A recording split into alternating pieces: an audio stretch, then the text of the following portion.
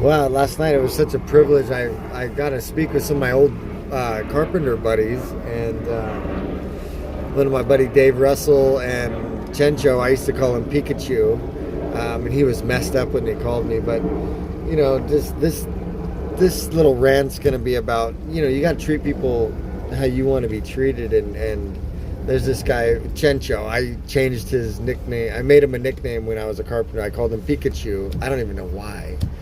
He's a real cool guy, and he's just a genuine human being. And I was like, "Hey, Pikachu," and I thought it was kind of cool. But and last night he kind of expressed to me that he kind of was like, I didn't appreciate that. And I've known him for 10, 15 years. I never knew that, and he expressed that last night. And I was like, oh boy.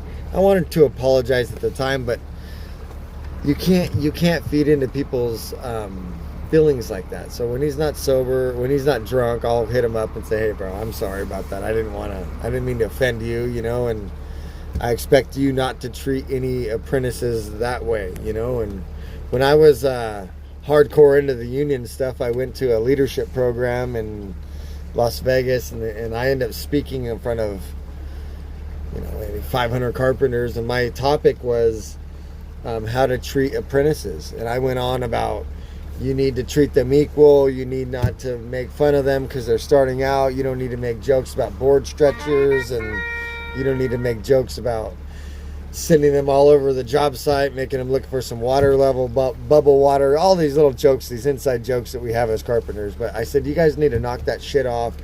Treat these apprentice carpenters like they're one of your own, and bring them in and teach them the little tricks. Show them the things that make their job easier, and that's the shit I was preaching. And then last night, one of my old apprentices, he wasn't my apprentice, but he was an apprentice at the time, and he was working with me, so he was technically my apprentice.